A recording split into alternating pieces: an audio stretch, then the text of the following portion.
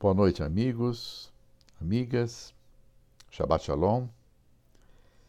Eu estou aqui novamente e eu estive pensando,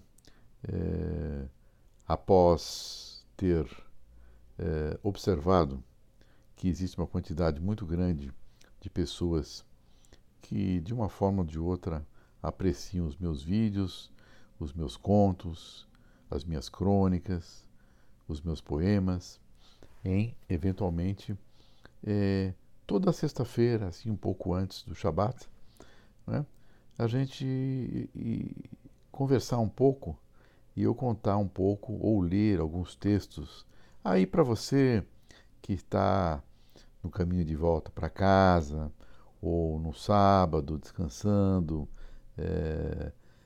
poder ouvir algumas histórias que eu já escrevi, que constam nos meus livros, né? E que são histórias realmente de vida, né? Onde a gente pode fazer uma reflexão em relação às pessoas, né? Aquelas pessoas mais pobres, né? Aquelas pessoas que, de uma forma ou de outra, elas não têm, não tiveram a possibilidade de, vamos dizer assim, ter uma educação, né? eh, mais apropriada, né? Por isso que eu sempre digo que a educação é dos pilares da, de uma vida digna, né? E por isso que nós precisamos sempre investir em educação. Isso é muito importante, né? Eu tenho percebido que as pessoas sempre ficam muito assim é, contrariadas, né? Eles acham que você conciliar, vamos dizer, suas tradições, né? E se considerar um conservador, é você ser um malvado, né? Um desalmado, né? E não é verdade. Em todos os países do mundo, as pessoas conservadoras, né? Elas não deixam de ter o seu viés social, o seu viés de ajudar o próximo, não é? Não são aqueles. Porque tem uma coisa mais ou menos estereotipada, né? Não, é o conservador de extrema direita, não sei o quê. E existem conservadores que, evidentemente, são de extrema direita. Não é o meu caso. Eu me considero um conservador eh, com um viés social muito assim marcante, não é? Até pela minha trajetória de vida, não é? Eh, como advogado, como jornalista, e eu não compactuo exatamente de grande parte das pessoas, né, ou dos eleitores do Bolsonaro, que são radicais. Não.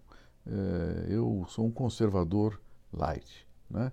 E para ser um conservador light, a gente tem que saber não se, se misturar aos fanáticos. Né? Então, eu acho que a minha própria eh, cultura nem permitiria a essa, essa insanidade, vamos dizer assim, né, de me juntar aos fanáticos. Né? Eu acho que o que falta no mundo hoje em dia, né, não é só no Brasil, mas é o olhar ao próximo, né, dentro de um contexto, vamos dizer assim, de conservadorismo, de manter as tradições, de curtir a família, de eh, dar atenção às minorias, não é? Respeitar as minorias, não é? Não interessa a, a etnia ou a orientação sexual das pessoas, né? Todas as pessoas são pessoas que vieram para esse mundo com um motivo específico, não é? E estão cumprindo aqui o seu papel na Terra, não é? E como parceiros de Deus. Todos nós somos parceiros de Deus, não é? Você na sua profissão, é, no seu trabalho, um médico, um engenheiro, até o mais humilde, né, profissional, seja ele qual for, ele está fazendo um trabalho e ele está, naquele momento, sendo um parceiro de Deus, né? E por falar assim um pouco sobre uma história, a história que eu vou contar hoje para vocês é uma história verídica, né, que ocorreu comigo, né, e quando, como eu já disse para vocês, eu até a minha adolescência, assim, um pouco antes da minha adolescência, né, eu fui praticamente criado perto ali do Vale do Ribeira, né, numa fazendinha, né, e, a relação que a gente tinha, né, com toda aquela pessoa daquela região era muito assim, marcou muito a minha vida, né? E isso me fez me tornar uma pessoa assim muito mais humana, né? Muito mais aberta, né? E que vão exatamente de encontro à minha cultura judaica, né? Então, eu gostaria de ler uma história para vocês, né? Eu espero aí que vocês estejam aí a caminho de casa ou estejam curtindo já o sábado, né? O domingo, né? Tranquilos, né? Para que possam realmente ouvir essa história. E a história é muito legal, porque quando a gente conta uma história realmente que ocorreu com a gente, as pessoas ficam imaginando o cenário. E isso ocorreu aqui em São Paulo, não é? E eu espero que vocês gostem. Como eu sempre digo, eu vou ler e espero que vocês gostem, não é?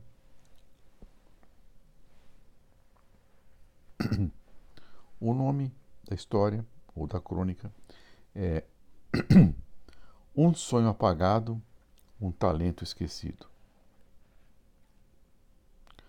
Por entre camelôs, numa calçada estreita, eu tentava caminhar em direção à Avenida Doutor Arnaldo.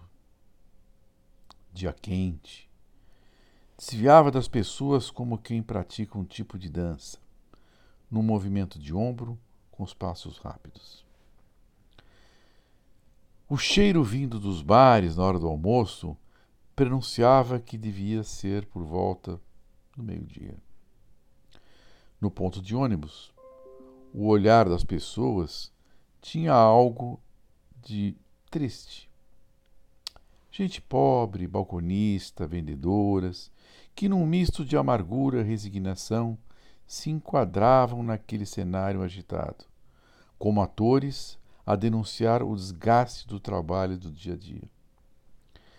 As pressões do emprego, o medo da miséria, desses medos que sempre rondam as esperas dos ônibus dos trabalhadores, como numa música pensante e repetitiva.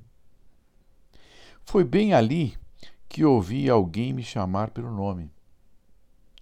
Na subida ali da Teodoro Sampaio, já bem próximo do Hospital das Clínicas. Eu ouvi: Doutor Fernando! Olhei para trás e vi um rosto conhecido, familiar, porém bem envelhecido. Negro, cabelos brancos, mal vestido, olhar hesitante. O homem me olhou e disse: Sou o Roque. Lembra de mim? Trabalhei no sítio. Sou filho da dona Geni, que foi cozinheira de vocês. Meio constrangido, aproximei-me dele e pude constatar que se tratava mesmo do Roque. Estava ali encostado, ao lado de um bar, numa condição física e psicológica deplorável. Sim, era o Roque, amigo de infância, filho da caseira, que costumava andar a cavalo comigo, rir dos cachorros que nos seguiam e que sempre dizia que queria ser agrônomo veterinário. Tentei conversar um pouco com ele, mas na mesma hora percebi o que o tempo, o abandono e a falta de oportunidade fizeram de um jovem que eu não havia há 30 anos. Na época, eu tinha 14 anos, foi tentar a vida no Paraná. Mas como acontece com a maioria dos jovens pobres, nada deu certo na vida dele. Parou de estudar, foi trabalhar numa oficina, não tinha profissão definida, foi jogado no mercado de trabalho, vivendo de simples serviços, de biscates que mal davam para se sustentar. No fim, Roque entregou-se à bebida, perdeu a dignidade e, na pobre condição de negro, deixou seus sonhos para trás. Estava desempregado e eu percebi, literalmente bêbado. O impacto dessa desventura, desse desalento social, absorvi naquele momento, quando de repente o ouvi chamar meu nome. Foi ali, naquele instante, que percebi quanto é importante um jovem ser assistido. Ter acesso à educação, à profissionalização, a um Bolsa Família que garanta à criança a educação básica, a real oportunidade de integrar os jovens aos programas de inclusão social, de protegê-los da desesperança e de promover a construção de seus sonhos através de um programa como o ProUni, entre outros, levando-os até, eventualmente, a universidade. Na verdade, naquele momento, diante daquele cenário, eu pouco tinha a falar com o Roque. Apenas lancei a ele um olhar como quem lamenta por seu caminho.